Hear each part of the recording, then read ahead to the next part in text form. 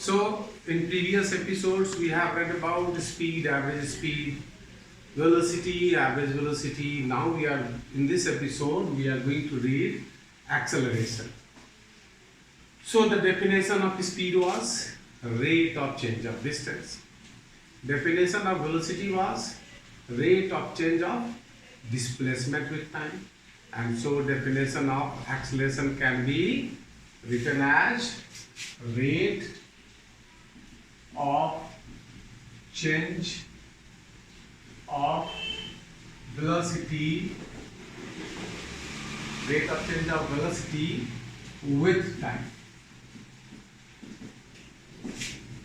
or acceleration is equal to change in velocity by change in time. Symbolically, we can write as A with an arrow over it because acceleration is vector quantity. Generally, we don't use it while solving the numericals, but for the first time I am writing, so I must show you the actual method. And change in velocity delta V by delta T. Right? What do we mean by change in velocity? Change in velocity means the final velocity minus initial velocity. Means final velocity minus initial velocity.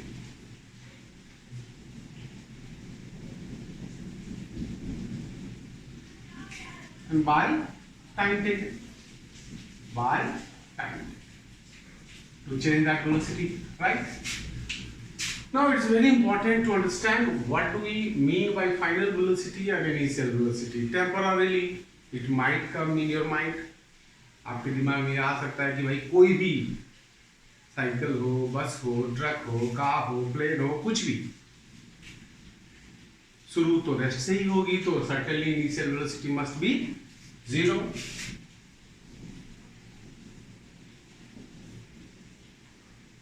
And before that, final velocity is represented as v, initial velocity is represented as u, and time is represented as t. So what was I saying? कि किसी की भी velocity तो शुरू में तो zero ही होती है, तो u के जगह अगर जीरो है, if u is equal to 0, initial velocity is equal to 0, then what is the need of writing v minus u by t? It was better to write v by t, but no. Initial velocity always does not mean that it is equal to 0.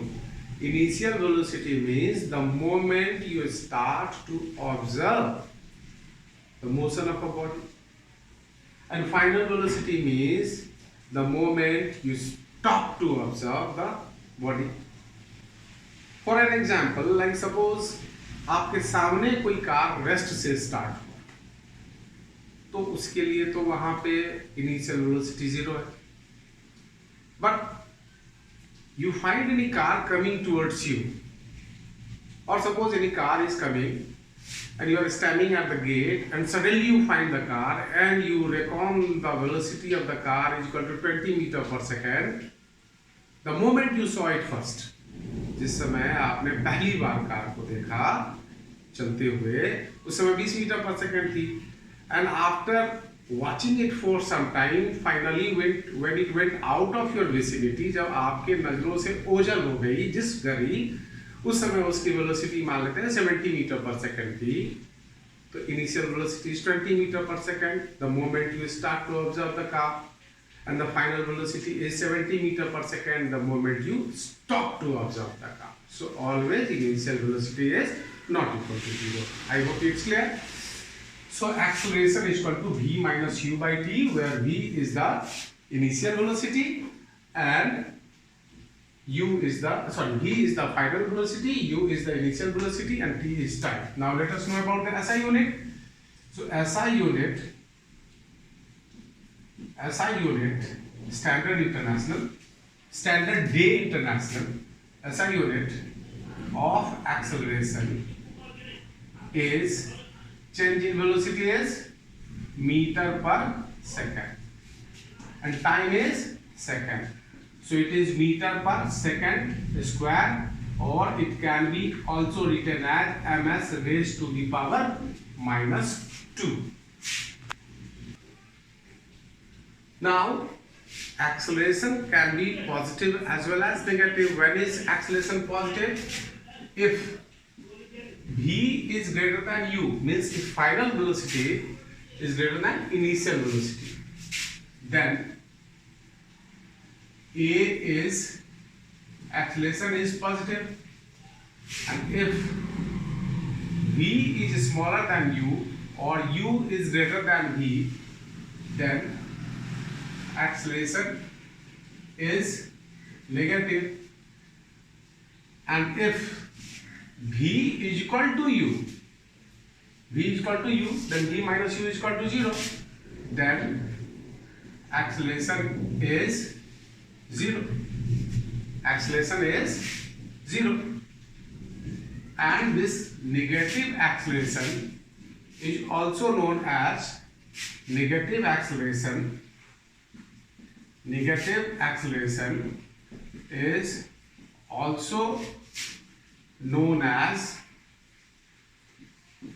retardation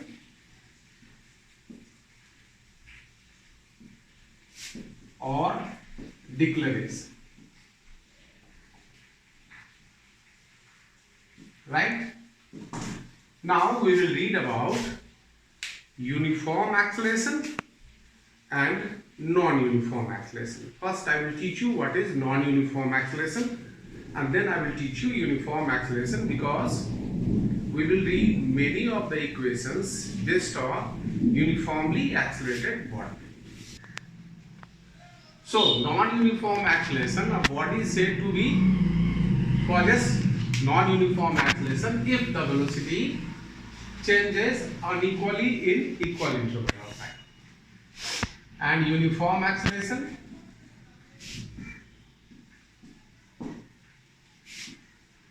if the velocity changes equally in equal interval of time. Now let me give you two data: time and velocity. In 0 second, suppose the velocity was 10 meter per second. Means 0 second means what? The moment the event starts. In 1 second, the velocity was found to be 20 meter per second. In 2 seconds, by the end of 2 seconds, the velocity was found to be 25 meter per second. And by the end of 3 seconds, the velocity was found to be 40 meter per second. What is the change? 10. What is the change? 5. What is the change? 15. So is the change in equal interval of time equal? No. So this is the example of non-uniform acceleration. And suppose, let us take another data. In 0 second, the velocity was 0 meter per second. By the end of 1 second, it was 10 meter per second. By the end of 2 seconds, was 20 meter per second. By the end of 3 seconds, it was 30 meter per second. So in every second you find the change to be 10 meter per second, right? So this is the example of uniform acceleration, right?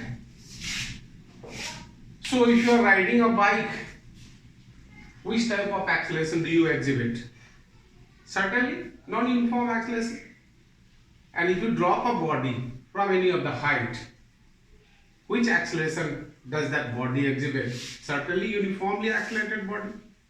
That is uniformly accelerated. In every second its velocity increases by 9.8. That's why we say that acceleration due to gravity is 9.8 meter per second square. Now we have 4 equations of motion for uniformly accelerated body, right? So in next episode we will read few numericals based on the formula acceleration is equal to v minus u by t, and we will also read about those 4 equations of motion.